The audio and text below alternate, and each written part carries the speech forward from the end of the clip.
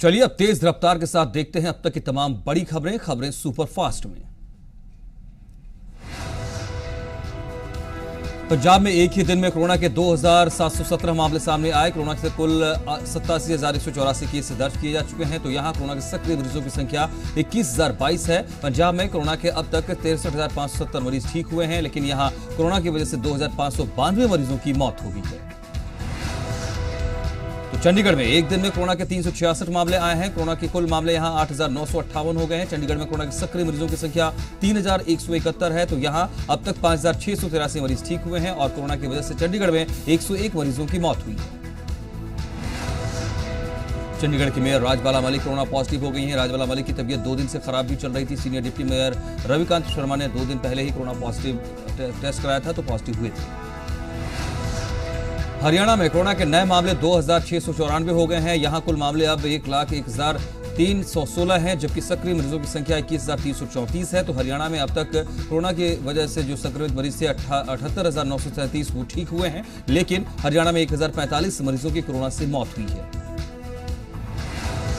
Corona के बढ़ते मामलों पर हरियाणा सरकार गंभीर। सरकार ने सरकारी कर्मचारियों के लिए जारी किया आदेश। सरकारी दफ्तरों में ग्रुप सी और डी के 50% कर्मचारी आएंगे। ग्रुप ए और बी के सभी कर्मचारी आएंगे दफ्तर। सभी बोर्ड, कॉर्पोरेशन, सोसाइटी और यूनिवर्सिटी पर भी लागू होंगे आदेश। हरियाणा के मुख्य सचिव ने जारी किया आदेश। लुधियाना के एसीपी वेस्ट गुरप्रीत सिंह की कोरोना रिपोर्ट पॉजिटिव आई। बताया जाता है कि उन्होंने खुद को होम क्वारंटाइन किया। चंडीगढ़ से बस सेवा की शुरुआत हुई। तकरीबन 5 महीने बाद चंडीगढ़ के सेक्टर 17 में बस स्टैंड का माहौल हटकर देखने को मिला है। यात्री भी इससे काफी संतुष्ट नजर आए हैं और यहां नियमों का पालन भी किया जा रहा है। अंबाला से अब तक चंडीगढ़ की रोडवेज की बसें चलनी शुरू हो गई हैं। यात्रियों को काफी राहत मिली है। कोरोना की वजह से यहां बस सेवाएं बंद थी, लेकिन धीरे धीरे इसकी संख्या को और बढ़ाया भी जाएगा। फरीदाबाद के 26 गांव को निगम में शामिल किए जाने को लेकर ग्रामीणों ने विरोध जताया। 26 गांव के निवासियों ने फरीदाबाद के गांव नीमका में पंचायत का आयोजन किया और कहा कि ऐसा नहीं होने देंगे। बाहरी राज्यों से ऊना जिला में एंट्री के इच्छुक लोगों को कोविड पास या पंजीकरण की जरूरत अब नहीं होगी। पर्यटक प्रदेश में किसी बेरोक टोक आ सकेंगे और इससे लोगों में भी खुशी का माहौल है। कृषि अध्यादेश को लेकर सीएम कैप्टन राज्यपाल वीपी बदनौर से मुलाकात की और बोले अकाली दल किसानों की हिमायती बनने का ड्रामा कर रहा है। प्रदर्शनकारी किसानों पर दर्ज धारा 144 के उल्लंघन केस वापस लेने के सीएम कैप्टन ने किया ऐलान। जी मीडिया ने मुख्यमंत्री के सामने उठाया था मुद्दा। पंजाब के मुख्यमंत्री कैप्टन अमरिंदर सिंह ने किसानों के खिलाफ दर्ज मुकदमे वापस लेने की मांग की है। बठिंडा में भी किसानों ने इसे अपनी जीत बताया और कहा कि पराली वाले मामले भी अब हटने चाहिए। कृषि अध्यादेशों के मुद्दे पर आम आदमी पार्टी का प्रतिनिधिमंडल पंजाब के राज्यपाल वीपी सिंह बदनौर से मुलाकात करेगा। नेता प्रतिपक्ष हरपाल चीमा और उपनेता विपक्ष सरबजीत कौर माणुके के नेतृत्व में यह मुलाकात होगी। इसके लिए समय मांगा गया है। अकाली दल की तरफ से पार्टी सांसदों के लिए लाइनों का व्हिप जारी किया गया है। सभी सांसदों को संसद में कृषि अध्यादेशों का विरोध करने के निर्देश दिए गए। कृषि अध्यादेश का अकाली दल करेगा विरोध। अकाली दल के अध्यक्ष सुखबीर बादल की केंद्र को 2 चूक बिल में किसानों की शंकाओं को बिना दूर किए आगे नहीं बढ़ सकते हैं। हमसे भी नहीं की गई रायशुमारी। कैबिनेट मंत्री सुखविंदर रंधावा ने अकाली दल पर बड़ा हमला बोला और कहा कि प्रकाश सिंह बादल जब मुख्यमंत्री थे तब भी इसी तरीके का एक बिल लाया गया था, पंजाब कॉन्ट्रैक्ट फार्मिंग एक्ट। तब उसमें कई सख्त नियम कायदे भी थे, लेकिन अब उन्हें स्पष्टीकरण देना चाहिए। पंजाब के पूर्व मुख्यमंत्री और राजेंद्र कौर भट्टल ने केंद्र के 3 अध्यादेशों का विरोध किया है। उन्होंने कहा कि यह ऑर्डिनेंस लागू हुआ तो ये किसानी खत्म हो जाएगी पंजाब की। पंजाब आपके अध्यक्ष सांसद भगवंत मान ने सुखबीर बादल पर अध्यादेश के खिलाफ वोट डालने पर झूठ बोलने का आरोप लगाया और उन्होंने कहा कि जब वोट डाल रहे थे तब हरसिमरत कौर बादल कहां थी। राष्ट्रीय किसान महासंघ के किसान नेताओं ने सैकड़ों की संख्या में दिल्ली के जंतर मंतर पर कृषि अध्यादेशों को लेकर के विरोध प्रदर्शन किया और अपनी गिरफ्तारियां दी।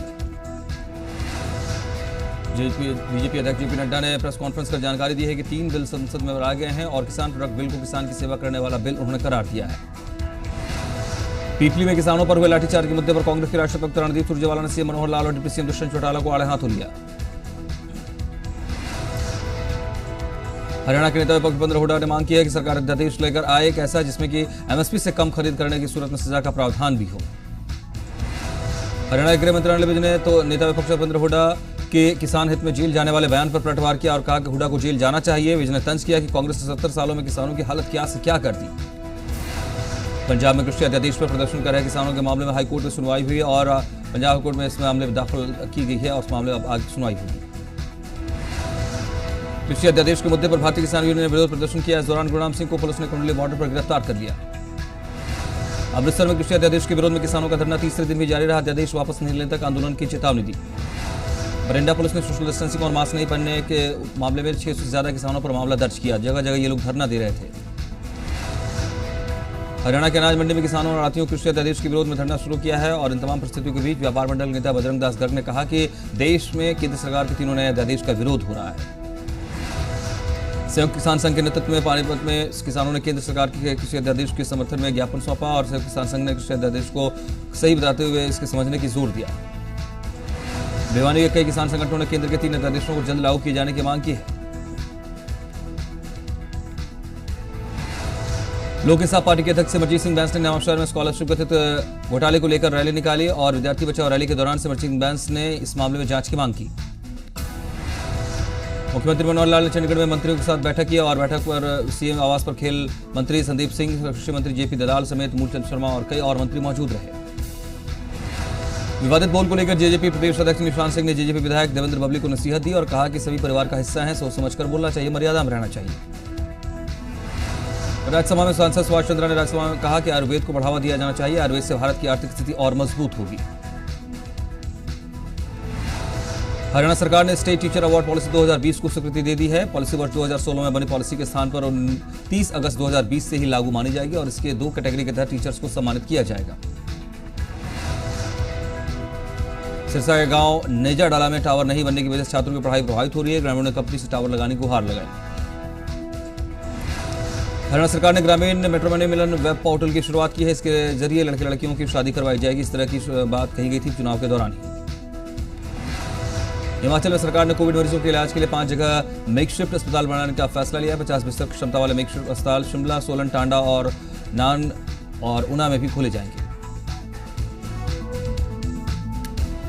हिमाचल आने के लिए अब किसी को रजिस्ट्रेशन की जरूरत नहीं रह गई है। सरकार के इस फैसले का लोगों ने दिल खोलकर स्वागत किया है और उन्हें उम्मीद है कि पर्यटन व्यवसाय से जुड़े लोग जो है और बेहतर कमाई कर सकेंगे, मुनाफा होगा।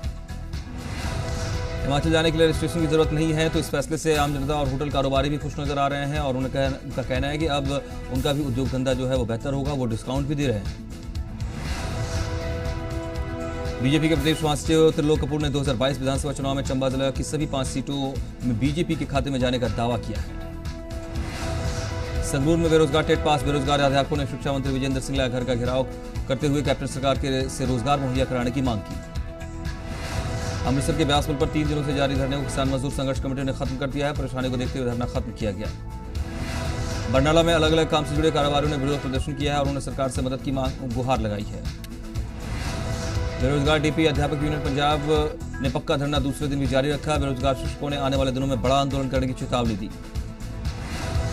मानसा में ऑल पंजाब आंगनबाड़ी मुस्लिम यूनियन के कार्यकर्ताओं ने विकी में आंगनबाड़ी वर्कर्स और हेल्पर्स के साथ मिलकर प्रदर्शन किया है और वर्षों से ये नौकरी कर रही है। इनका कहना है कि उनके पैसे वापस दिए जाएं।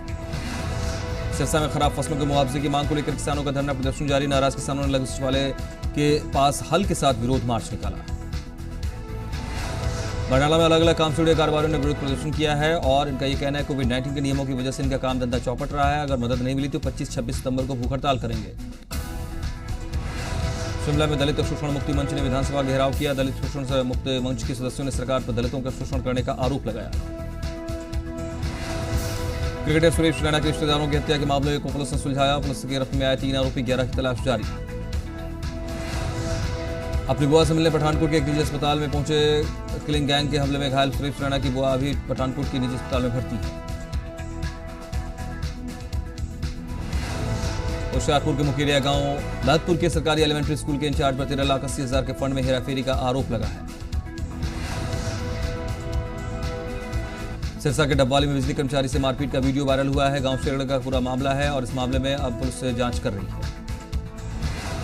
भिवानी के गुजरानी गांव में बिजली चोरी पकड़ने गए छापेमारी करने गई बिजली निगम की टीम पर परिवार के मुखिया ने अपने 2 बेटों के साथ हमला कर दिया है। जेई और एमएलए गंभीर रूप से जख्मी हुए। वक्त ब्रेक का है लेकिन सिलसिला खबरों का फिर आगे बढ़ाएंगे, जल्दी लौटते हैं।